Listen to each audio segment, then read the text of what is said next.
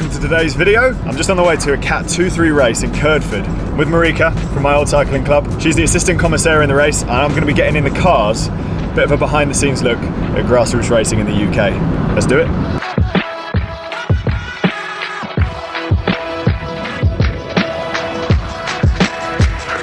Phil, is it? Nice to meet you. Francis. How's it going this morning? Yeah, no, it's going well. We've been out, done one race this morning, started at 9:30. It's an exciting race for Cat 3 riders, 60 riders on the road, so it's a good field. We got here at 7:30 for a 9:30 start race. We got here so that we could do a drive around the course to see what hazards there might be that we need to relay to the riders. We need to do various briefings, so with the commissaire team, with the race organiser, check that all the marshals are here and the convoy itself, and then that leads up to about 9:20 when we did the rider briefing to start for 9:30. And there's other little bits that come in, you get queries with licences and sign on and so on, but yeah, all worked fine. I'm excited to see what goes on behind the scenes. Let's have a good day. Yeah, great. What the fuck are you doing here? How are you? What are you doing here? This is small fish to you. You don't associate with little minions like Yeah, us. I do. You're riding for felt now as well. Don't put that in the vlog. Can you edit this out? I'll blow your face like I do for Nigel. And some sort of fanboy wearing fanboy. I just like the colours. I'm going to have to dope test you. Why is that? How many of these have you consumed? They're not mine. Is that not the most obvious excuse people give? They're not mine.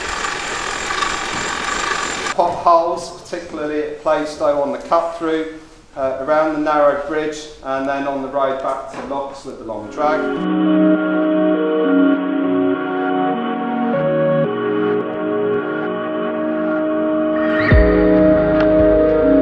So we started at 1:42 and 70 miles to go. I'll do a time check on the bridge coming up here.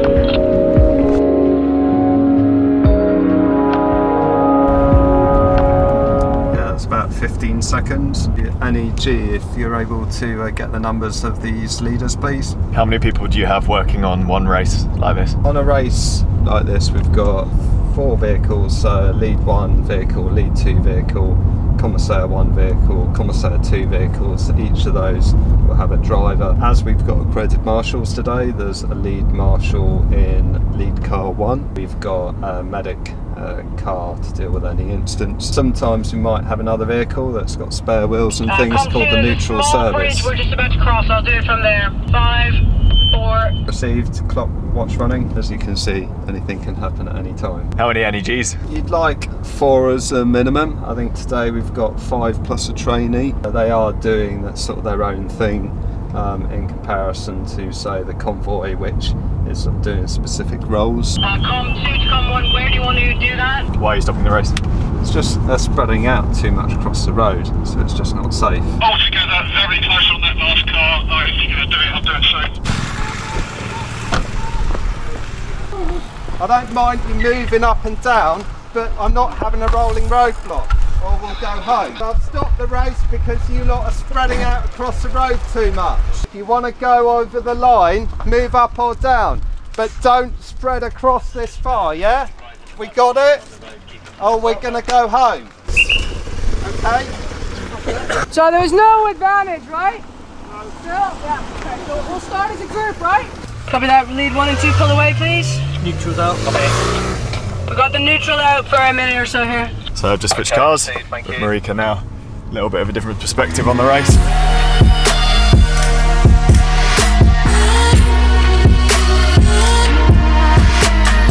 From that one rider's gap is growing, and it looks to be the same rider we had out earlier this morning, number 7, maybe NEG can. Copy 2121. There's a solo rider off the front now. He's got 21 seconds.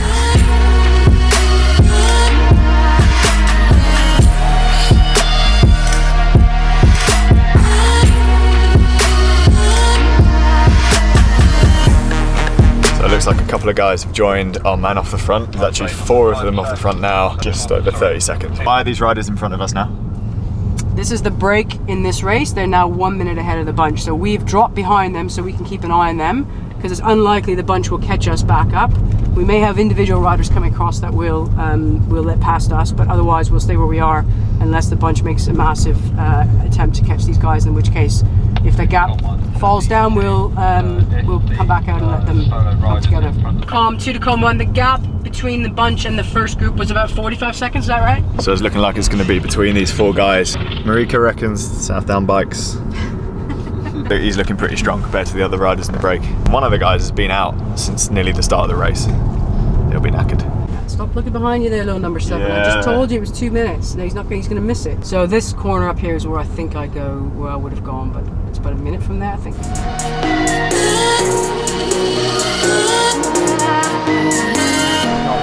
Windy. Yeah, it was really windy. Like, you had headwind, cross headwind, Yeah. short tailwind, cross headwind. It just continuous. That's the thing you don't notice from inside the car. It just looks like, oh, why are they all going so slow? That invisible enemy, the wind, but... She is heartless. Did you get any guys up there? Don't think so in the end. We tried a few times, but that's racing. We think South Downs guy got it, Yeah. but we couldn't see around the corner at the end. I thought you were going to win. What was that? Spin that crank backwards. Mate, it's like 20 watts just to push it back. Okay, look what I've done. Right, get this on camera. See, I've actually popped the friggin' thing out of the frame. That's why it's not. The friggin' thing. Because like there's an extra spacer in there. No wonder I couldn't. What were you riding just thinking, oh, God, this is hard? I thought I was fitted in there. Ah well, send it back, warranty. That wouldn't have happened if you were the real Chris Hall. One of your numbers on upside down and one of them right way up. What's that all about? That's for luck, I think. Bad luck, it clearly isn't working.